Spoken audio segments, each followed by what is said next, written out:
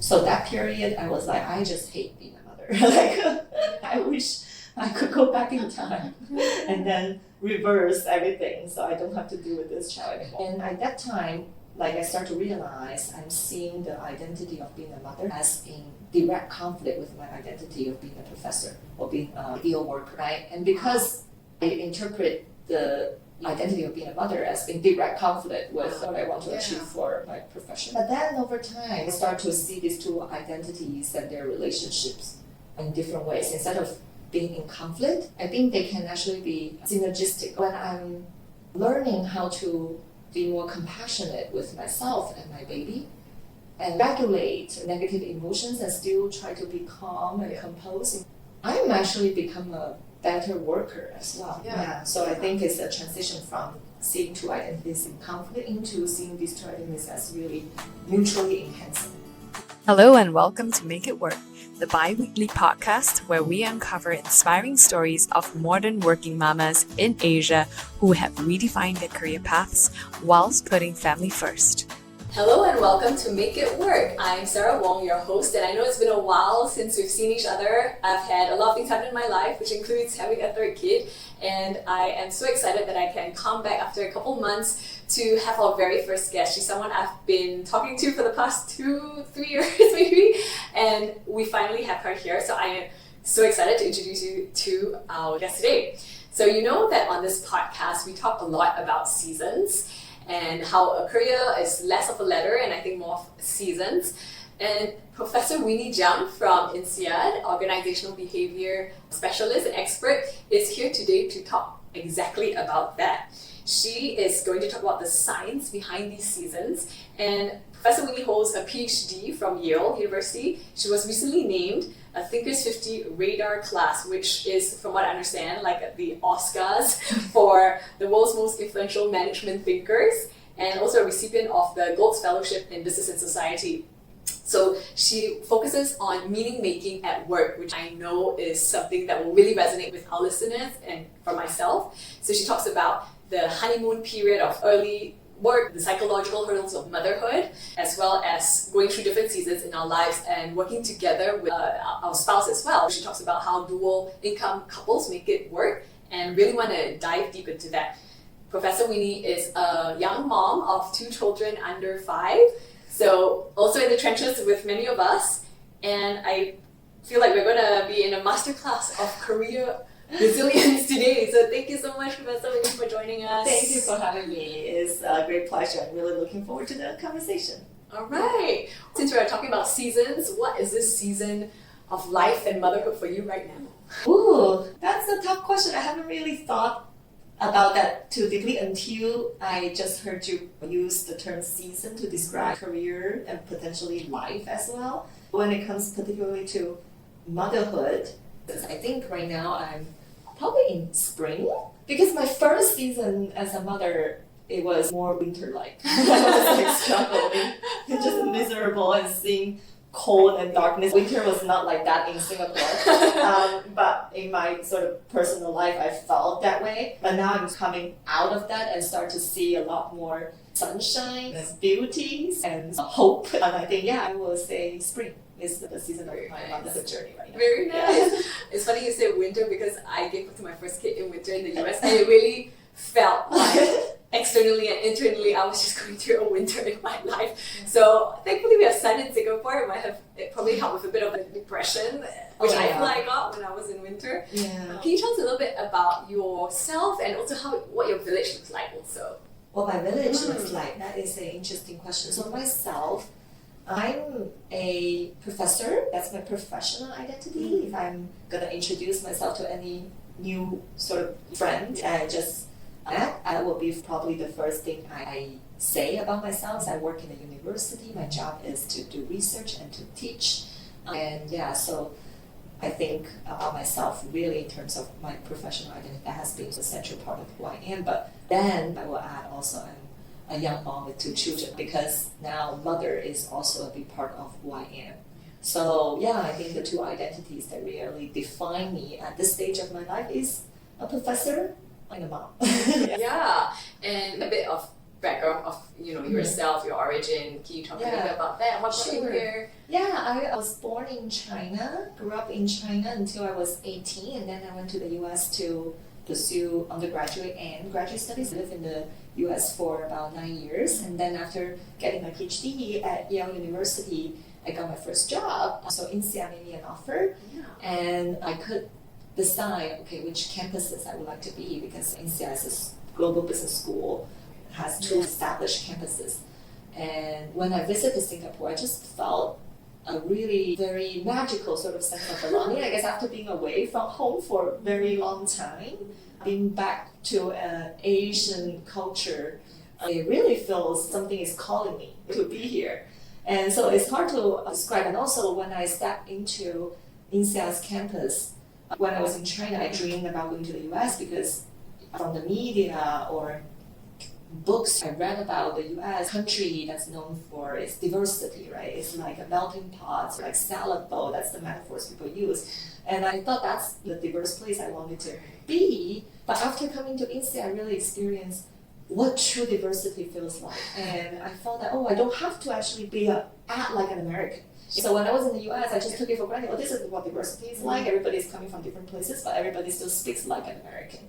Or, do things like an American, or try to make themselves look and act as much American as possible. There's nothing wrong with that, and I feel very comfortable there. I just didn't realize there was a different form of diversity until I set my foot here on the campus here at INSEAD. I feel like we need the INSEAD sponsorship for this. I know, right?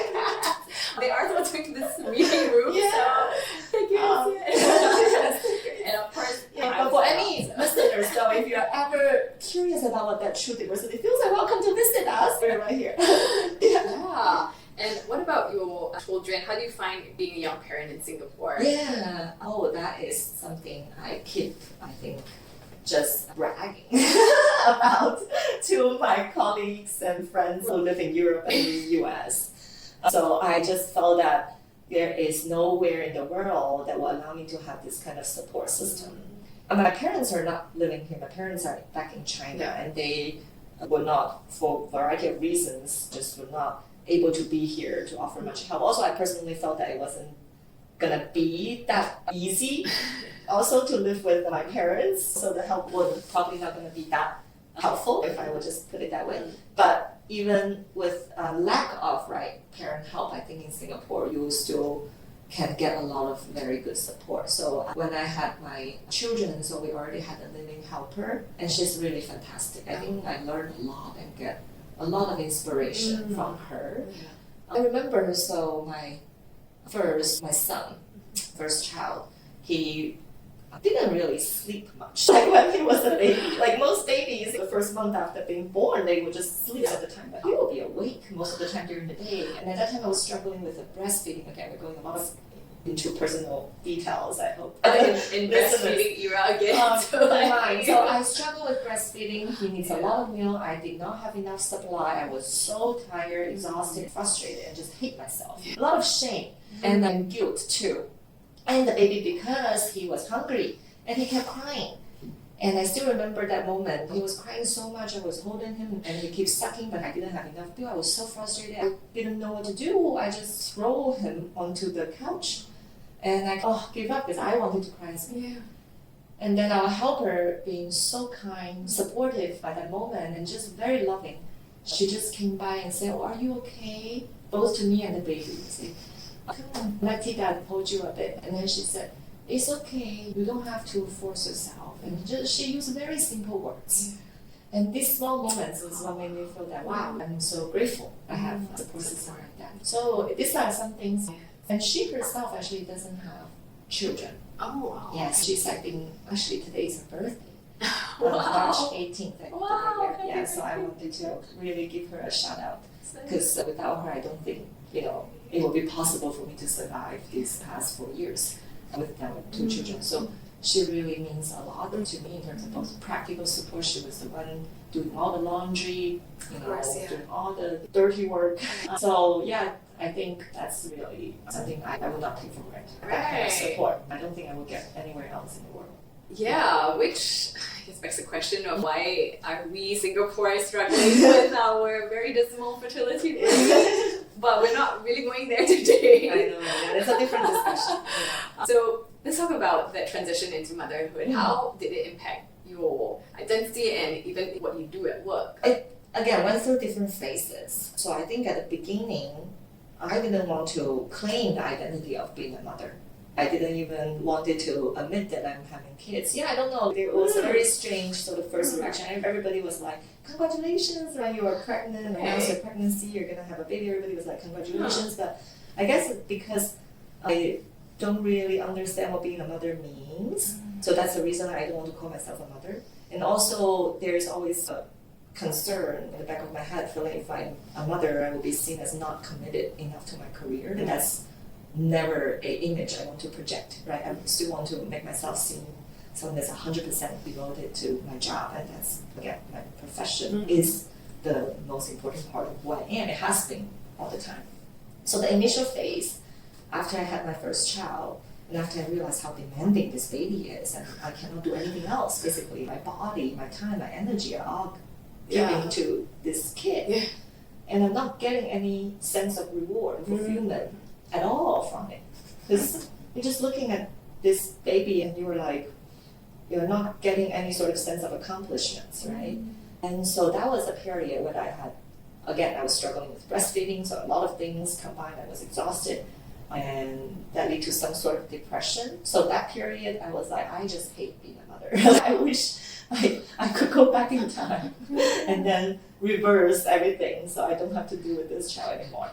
Sorry, baby, but you will come out of it. Yes. And then, so at that time, I studied identities, right? That's a very important topic in the study of psychology, especially in what I'm focusing on, organizational psychology. We always talk about these two main identities, right? Your sort of professional identity, especially for women, right? And your personal identity of being a mother, being a partner, being a woman, in general, I think, is something that associates with the unique challenges you have to navigate.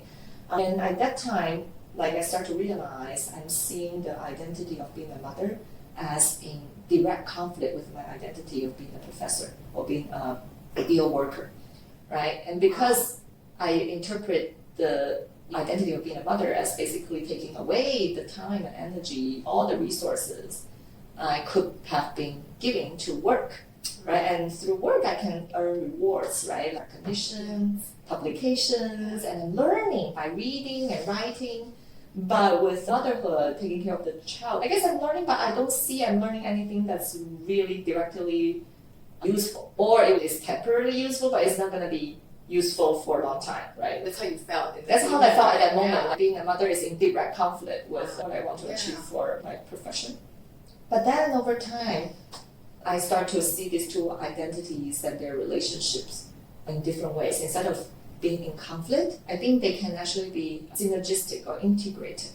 When I'm learning how to be more compassionate with myself and my baby, right, and learning to, I guess, accept things that I don't really have control over, learning to handle and regulate negative emotions and still try to be calm and composed in front of my husband and my kids, I'm actually become a better worker as well. And I feel that all these are opportunities, while the motherhood actually is presenting me with opportunities to practice a lot of things like regulating emotions, managing time in a better way, right? Being more understanding, empathetic, compassionate with everybody involved. Because it's a difficult transition, right? Not just for me, but also for my husband and for our helpers. Everybody's is a big change, but I was really self-centered in the first phase. But I think once I enter this second phase, that's when I start to see more of a spring coming. And I realized, oh, I'm not really doing anything that's in direct conflict with my job. I'm actually having a great opportunity here to strengthen my capabilities, to develop myself, to allow me to have a bigger heart and stronger mindsets and capabilities to actually be able to work better. So I think it's a transition from seeing two identities as in conflict into seeing these two identities as really mutually enhancing or synergistic in some way. I love that reframing. Instead of either or, it's from both and stuff. They're actually essentially about the same thing. It makes myself feel also more coherent. Thank you. And so moving from that personal experience, what has science or your research shown about these dual identities? What have you seen? Yeah, so yeah, in the literature on identities and the theories shows that people will assign different meanings to their different identities. Right? So the identities itself usually has no meanings. And we as humans give meanings to different identities. What does it mean for you to be say, a mother, right? That meaning can be very different to different people. To some people, it can mean that, oh, I need to be there with my kids all the time. Whenever they need me, I need to be there, and that's what it means to be a mother. Or other people may have, different meanings, or what it means to be a mother in relation to your work. To some people, like myself, right, in the early stages, I see it as completely opposite to what I have to do at work. It's more physical work, while my profession is more intellectual work, right? Especially when you're handling a newborn, right? There's no intellectual work, right? You realize, Or you're just making a lot of micro decisions all the time. which is a load draining. Yeah. But the meanings can change. Yes. And that is the power, I think, of meaning making, which is what my research is about, right? Meaning making. Although my initial focus was all about how people make meanings of different events at work, but now I can see it being applicable to any aspects of life, not just work, right? Work is just one domain, but even in other aspects such as parenthood, you're doing a lot of meaning making. So when I was taking care of my newborn, initially it was, this is just physical work, I'm just wasting my time here. I could use this time to focus on other things, but I could start to reframe it, right? And once I reframe it, I feel a lot more empowered, meaning that I don't think this is a waste of time. More like I'm actually trying to understand how this little human is feeling, how they're thinking, how they're seeing the world. And I started to study a lot of psychology in school, and also part of my interest is on developmental psychology. And I started to see this is actually not a waste of time, it's actually a great opportunity for me to learn hands-on and very directly with my baby about how a little human starts to see the world, comes to see the world. And I can use this as a great opportunity to apply what I learned into real life.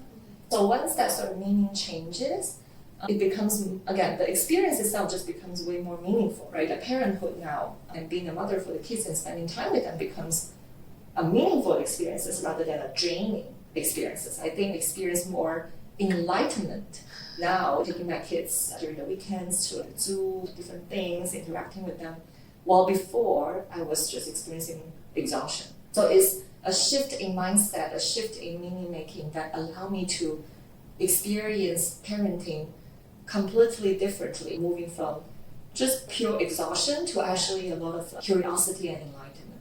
So I think that's a big change. Yeah, wow, thank you so much. I'm sure that whole evolution took time. Reflective work. I think we sometimes can be way too busy with all these demands, right? Especially that's imposed on mothers. But when we step back and look at all these demands that we have to deal with, I felt like if you start to integrate them, you will see, you are actually really pushing yourself to become a better version of who you are through this journey. And once you see it that way, I think you will feel more energized. I think, the resource, you are actually replenishing yourself in some way, continuously. Yeah. And I think becoming a mother is such a big external kind of shock to the system internally too. Oftentimes it leads to transitions in the professional world as well. It could be a career pivot or a downshift or a pause for a period of time. Talk a little bit about these career transitions for women.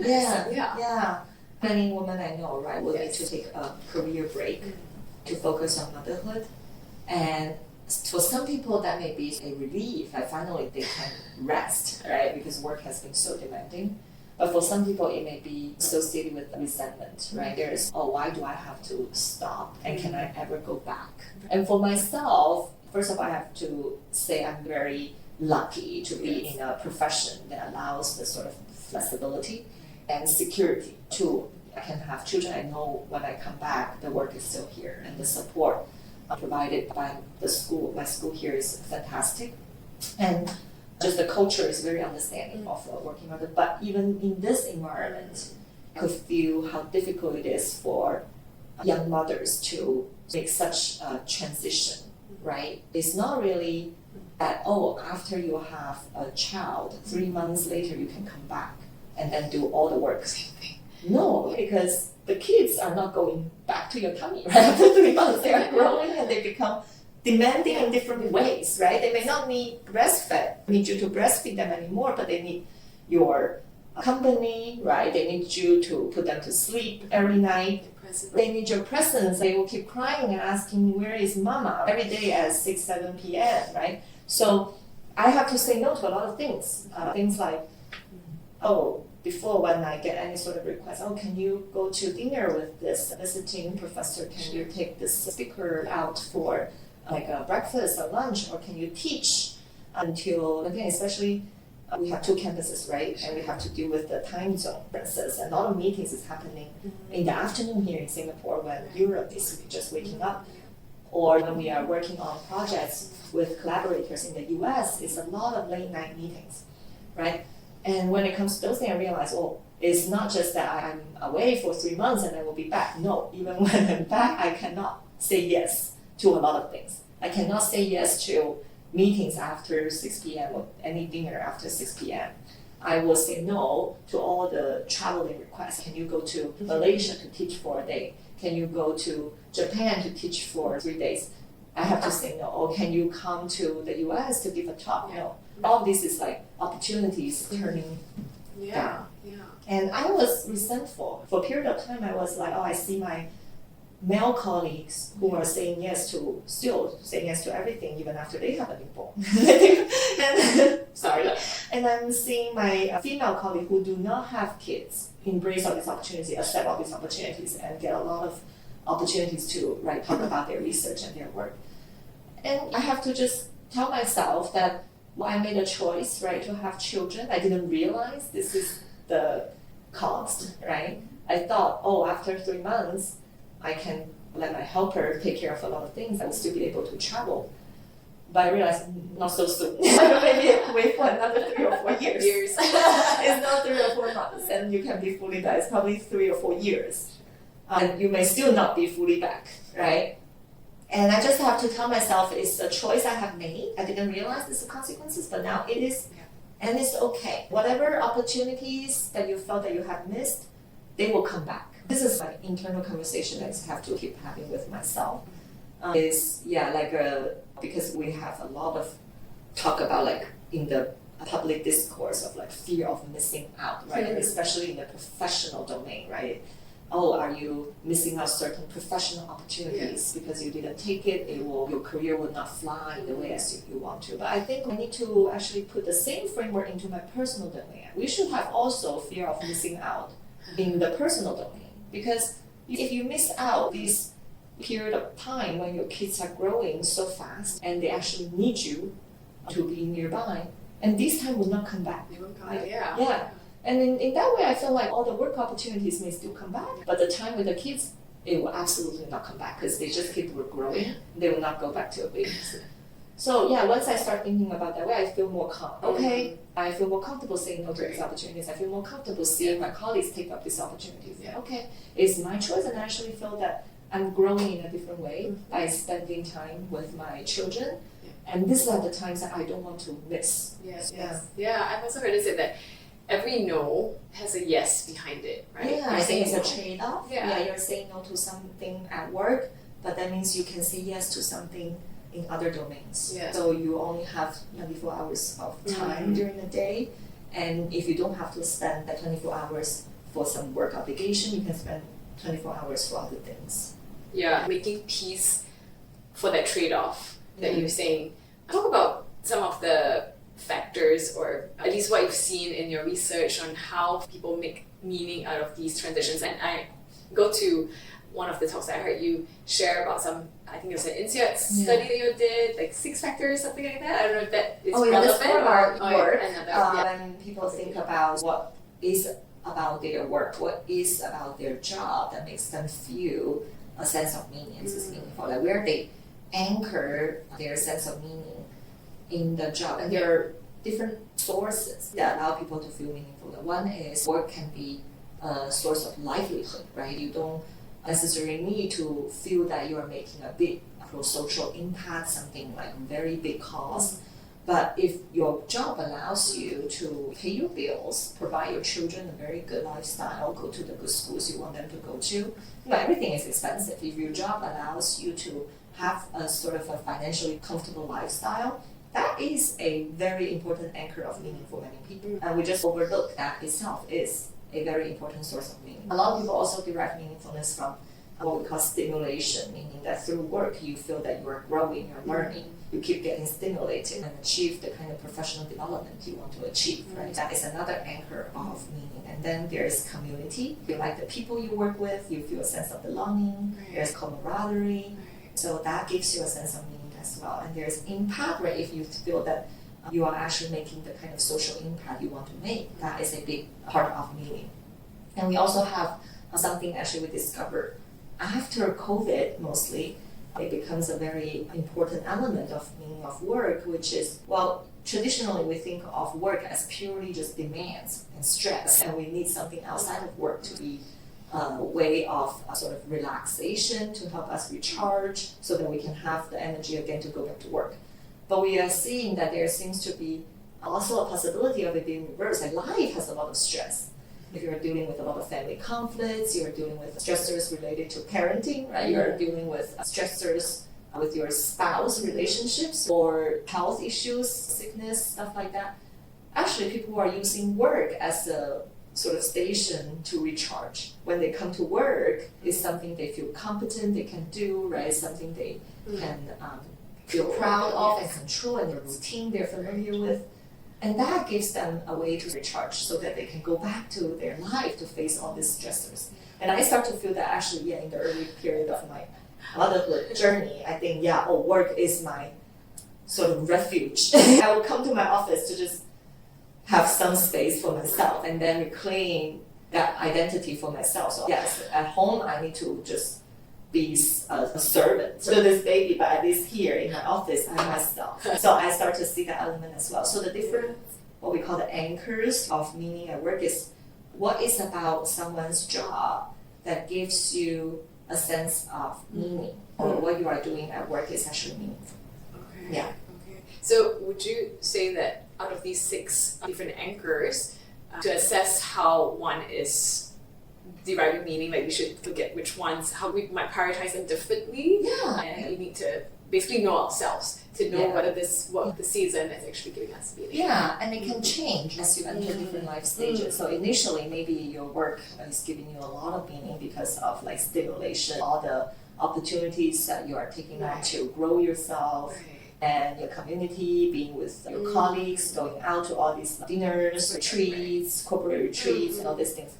And after you become a mother, maybe you have to realize you are not able to do some activities that allow you to feel from stimulation or community. And you may think about, okay, can I get this from different sources, if not from work anymore, but can I do it outside of work if I still cherish those elements? And work can temporarily become just a source of livelihood.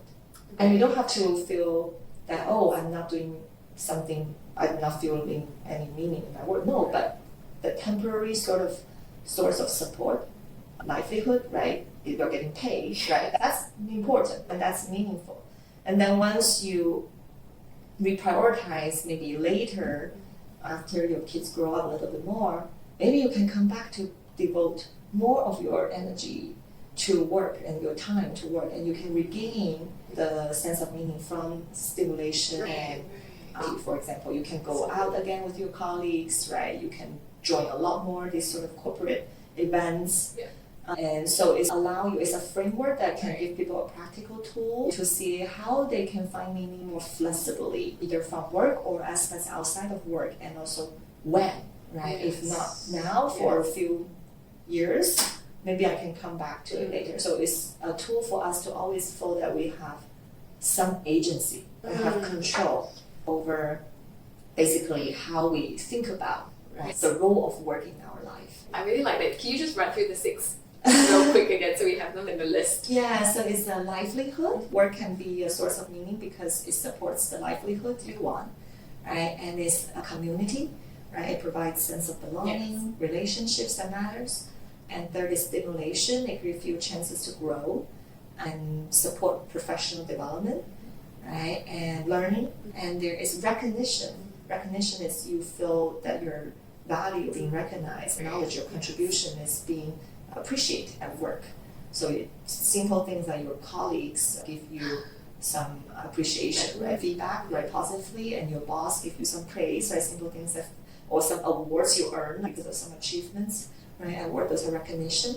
And then impact, right? Impact is if you are making the kind of bigger societal impact to a group of people that you really want to change their lives for the better. And then finally is the last element where I say work can become a source for people to recharge and then to deal with the stressors at work, because work allows them to feel confident and competent and have a sense of control. That is rejuvenation. Work can be a station for rejuvenating yourself. Wow, okay, these are really very helpful framework to think about it. And I'm not just thinking about the lens of paid work, but the work that we do at home with our children as well. It checks different boxes, right? Yeah, and exactly. so it doesn't I have to be just your paid yes, job. Right? yes. I think whatever activities you do, you choose to engage in your life, you could make meaning out of it by thinking about, okay, what can be the benefits or the purposes, right, that you can realize by engaging in activities, either through work or any family activities. Thank you. Engage in. Yeah, thank you so much for thought.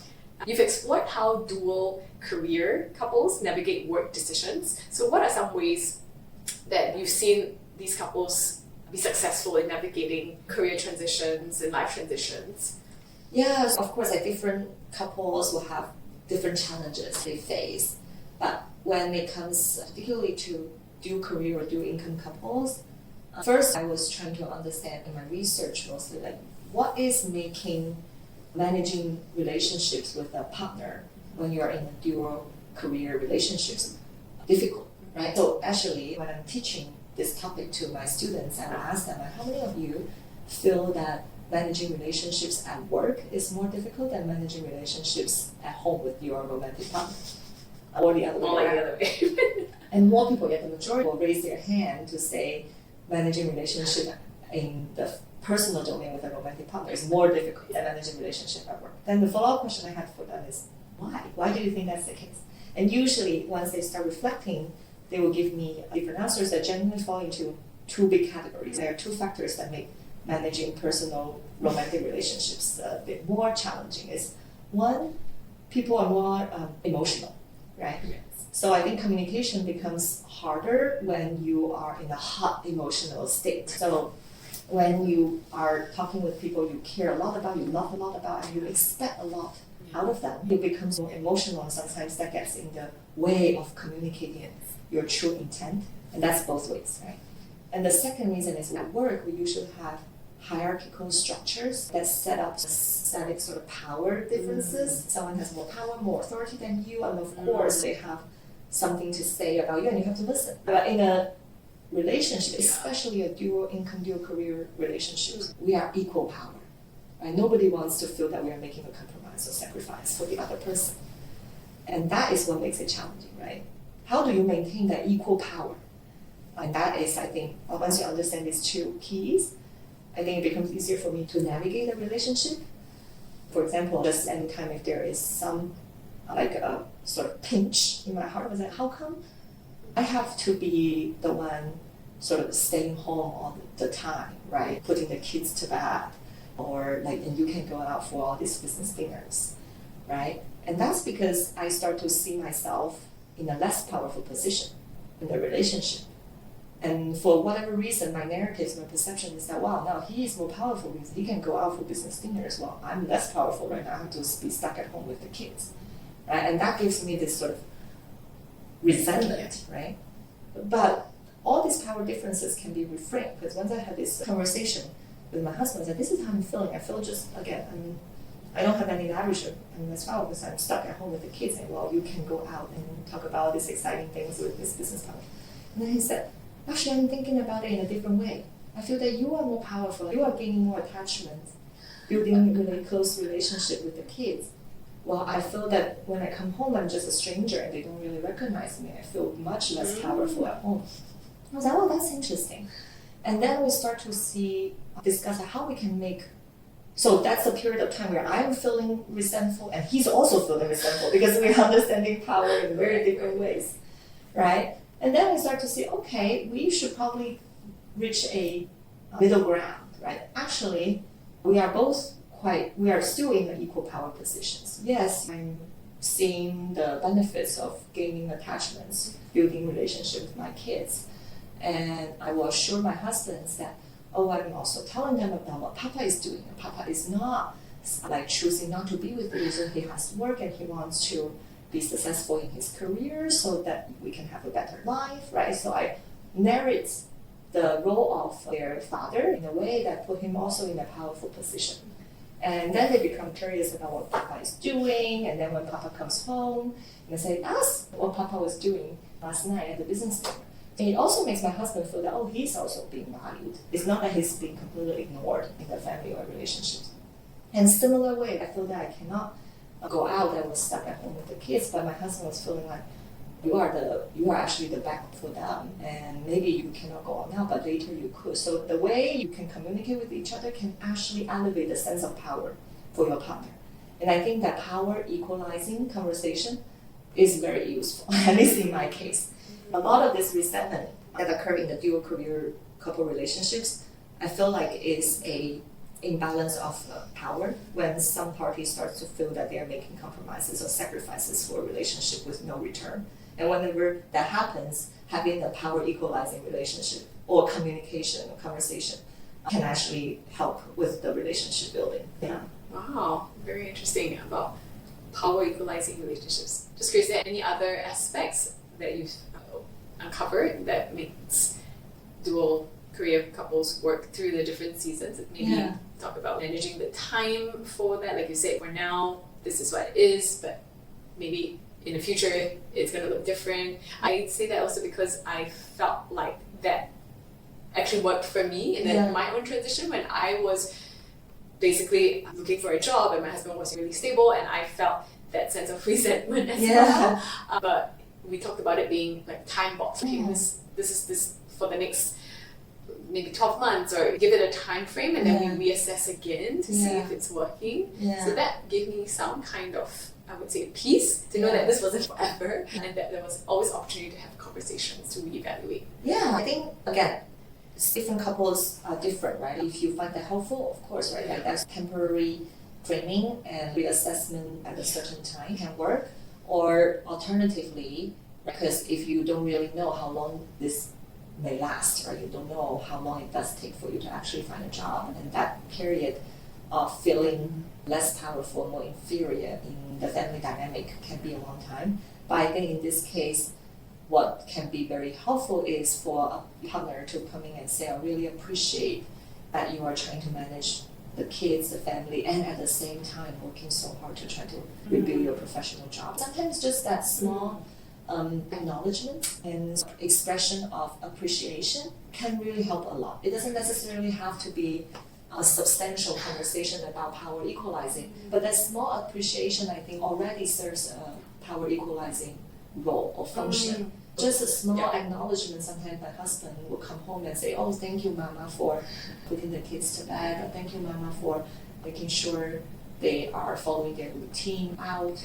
Just that small acknowledgement makes me feel I'm not in a desktop position because he recognized the contribution I'm making to enable him to do the things he has to do at work. So I think, I think ultimately it's about power equalizing, is to make the part of the couple who maybe at that moment feel less powerful to again gain a sense of power. It could be achieved through different ways. It doesn't necessarily have to be a very long conversation, contract making or stuff like that. It really can happen just with this small acknowledgement and appreciation. I feel that we sometimes we overlook these small things, and I pick up on what you said on the children actually asking the dad. That it's really actually. And that make the father, make my husband also feel valued rather than him coming home and nobody even realize he's back. And then I remind the children, remember last night you were asking where is Papa? I said Papa is working, and then they started, what does Papa do? And you can ask Papa, right? What do you do in your job? So I think those are opportunities you can create for meaningful interactions between Yeah. the kids and your partner. Yeah. So good. Yeah. Wow. Really like that. And it's so doable, right? Like we can It just is. pick up the phone and text, right? Yeah. We acknowledge the smallest Yeah, of so things. just thank you. I think we have like now. I don't know how it became this way, but implicit. Whenever we ask somebody to do something or notify other people that we will be away and not be part of the sort of routine on a certain day, we just say thank you so much, and a small acknowledgement, appreciation to each other actually really help. Again, it depends, because I've also heard from some students who I shared this with, and they were like, no, if you say too many things, it feels like very formal. Yeah.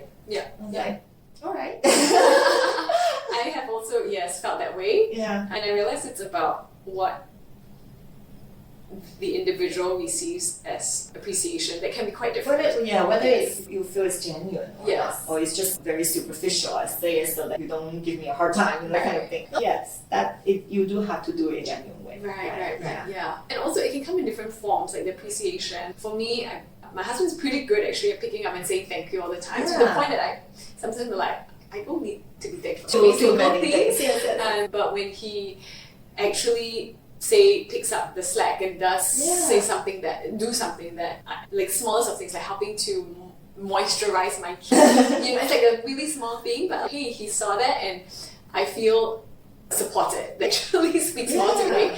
Yeah, I realize we have just different ways of acknowledging and receiving appreciation. Yeah, but thank you so much for reminding us that it's the small things that matter and what is like a long game, right? It's small things that actually make whoever that feels less powerful, less value in a relationship because of whatever reasons for that moment of time to actually regain that sense of power.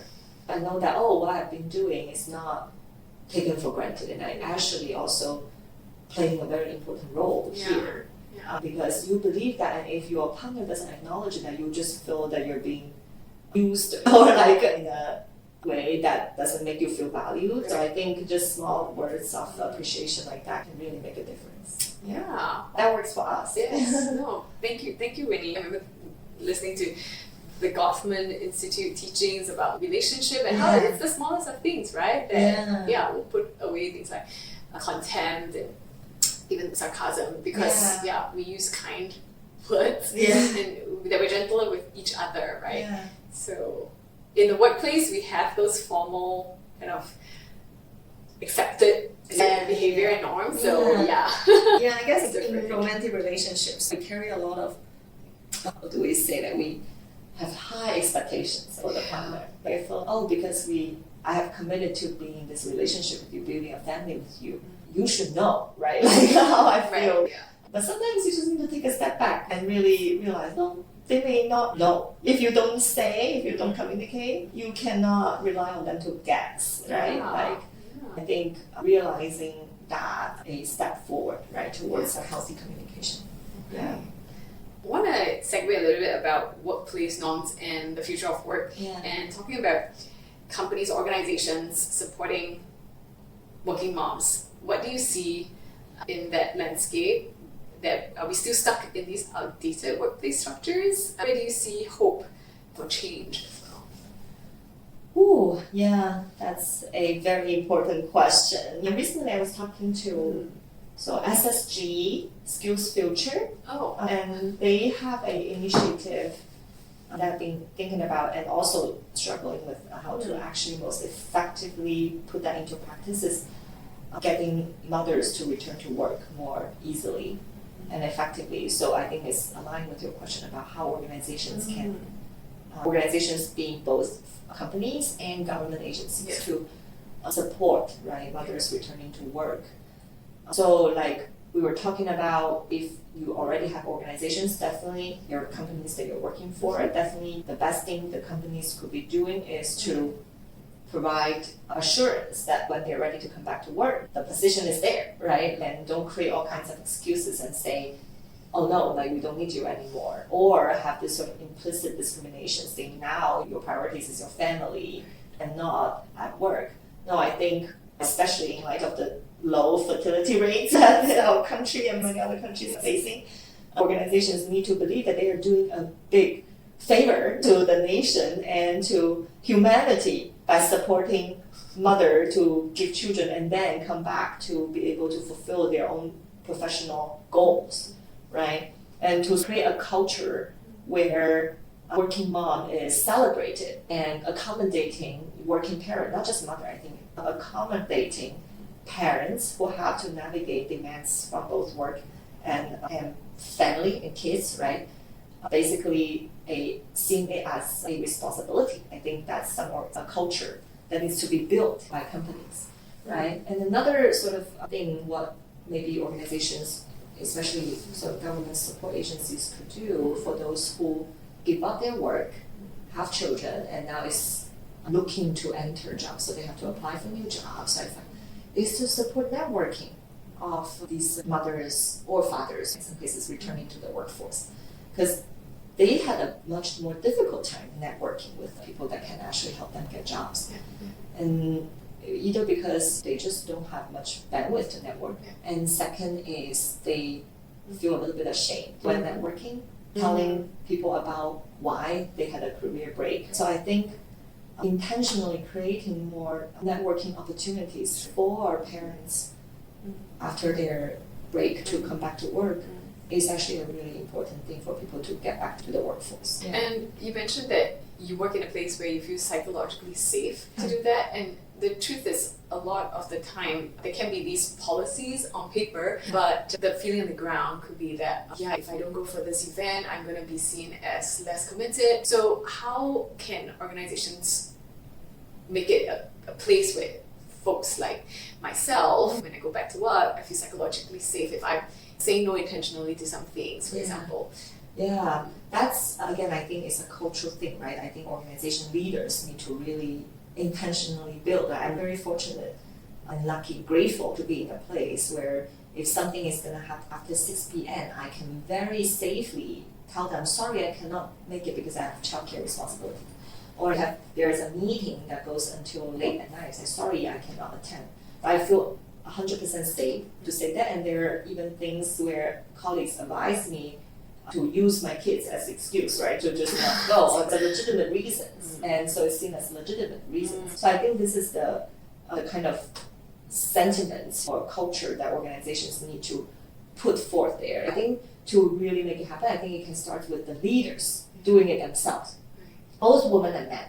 I think they can start setting the norm of like, I cannot attend this because it may not be all the days, but today, if my spouse is not there, my wife or my husband is not there, I have to be there for my kids, so I cannot attend certain events. If the leaders are doing it, I think you make it easier for the employees to actually feel safe enough to do it. So if you truly want to build such a culture, and I believe for long-term healthy environment of the company, it is worthy for leaders to invest in this kind of actions, right? So they should feel okay saying, they have family commitments and they will not attend certain events, or they intentionally design any sort of company commitments, activities, things during the work hours and not after hours, right? So I think it takes really intentional actions of the leaders to make this happen. To demonstrate and lead by example, essentially. Yeah, I know. I think it is easier said than done. Otherwise, we will already see a lot of changes. Yes. But I feel that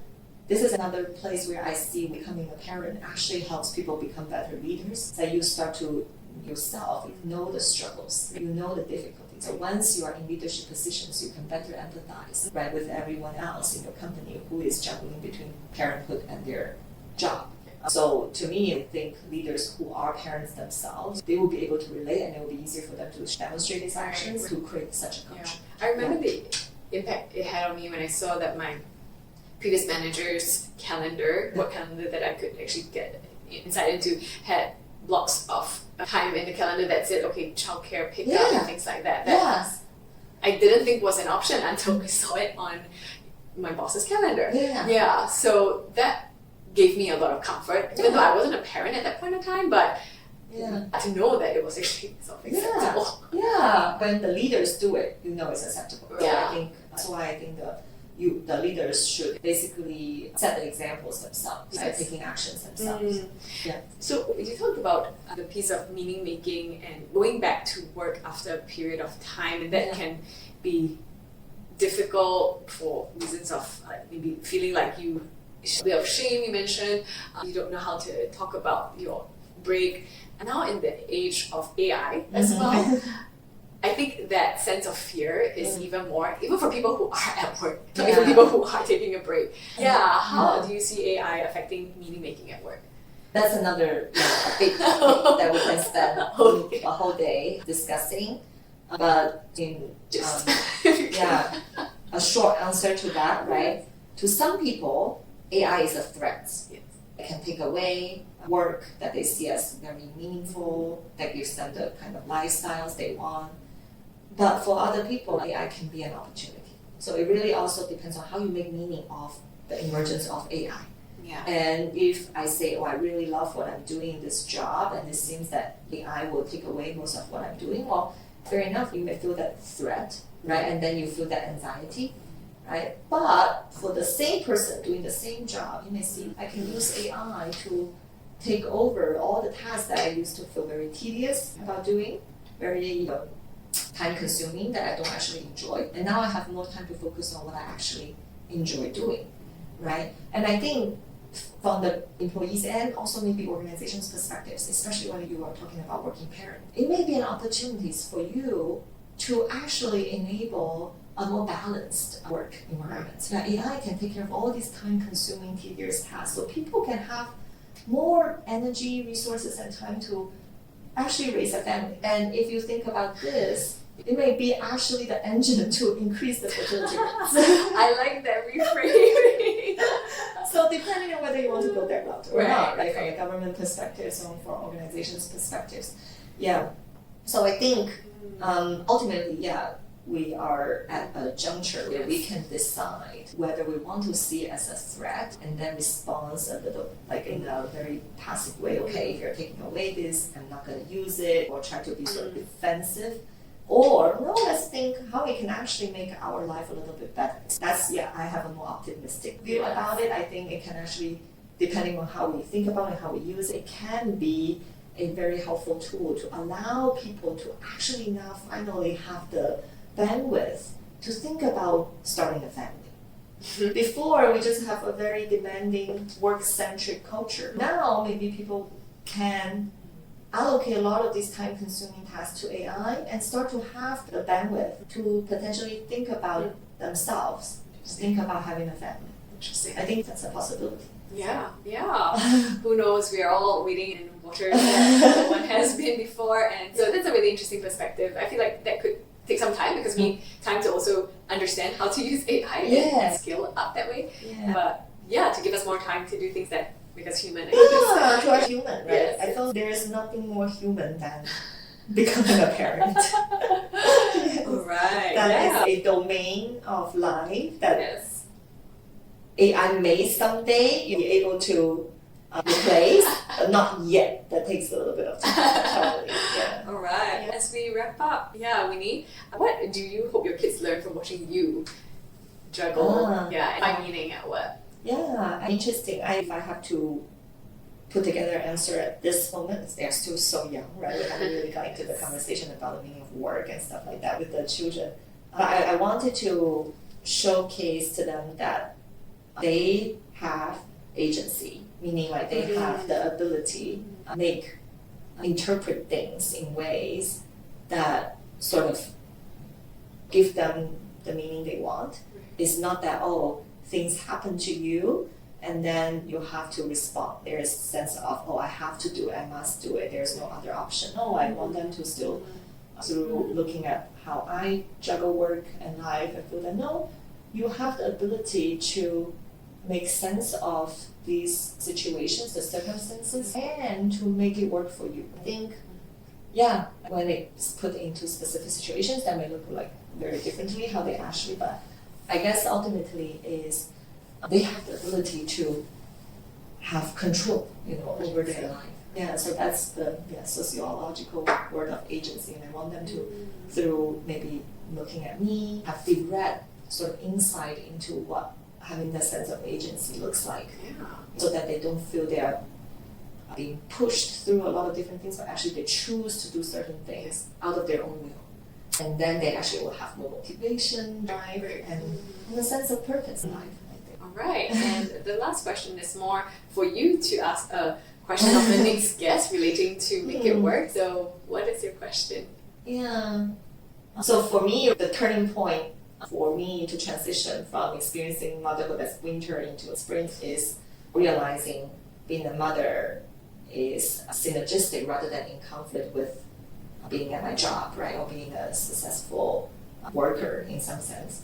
I will be curious to hear what's the secret sauce for the next guest for them to actually start to experience motherhood or parenthood in a much more positive way if they actually experience a transition like that also. What's the sort of turning point, right? And that sort of moment of revelation, awakening, if that may be, that make them see motherhood under a very different light. Yeah. Oh, I love that. Yeah. I'm so excited for our next guest. It's a mystery to me as well, but yeah, hopefully more will come and talk to Sarah because I do feel that the more we share these experiences, the more we talk about how to make it work, it could help to facilitate discussions also among different stakeholders in terms of how to make it easier for working parents. And I think that's a very important focus for our generation. Given AI, given the low fertility rate, given what is human now in the age of AI, I think for a lot of different reasons, I think we just need to talk more about it rather than less. Yeah. amazing. This has been such a wonderful conversation with Professor Winnie. Thank you again for joining us. And we'll put all the links of how you can connect with her in our show notes. So please continue to listen to Make It Work's next episode where we ask a very interesting question that Prof. Winnie shared for our next guest. And see you. Great. Thank you. Thank you for listening to Make It Work, where we uncover inspiring stories of modern working mamas in Asia who have redefined their careers whilst putting family first. Please help others discover the show by leaving a review and rating on wherever you get your podcasts. Don't forget to follow us on Instagram, LinkedIn, YouTube, and TikTok. Meanwhile, here's to you, making it work.